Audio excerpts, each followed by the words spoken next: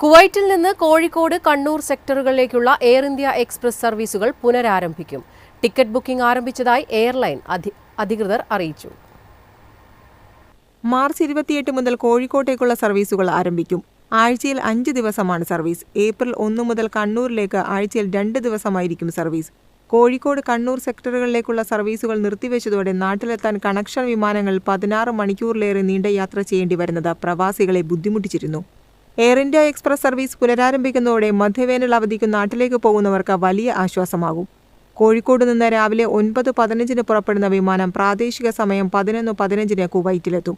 കുവൈറ്റിൽ നിന്ന് ഉച്ചയ്ക്ക് 12:55 പുറപ്പെട്ട് രാത്രി 8:25 കരിപ്പൂരിലെത്തും. കണ്ണൂരിൽ നിന്ന് വൈകിട്ട് 5:40 പുറപ്പെടുന്ന വിമാനം കുവൈറ്റിൽ രാത്രി 8:20 ഇറങ്ങും. തിരിച്ച് 9:20 കുവൈറ്റിൽ നിന്ന് പുറപ്പെട്ട് പുലർച്ചെ 4:50 കണ്ണൂരിലെത്തും.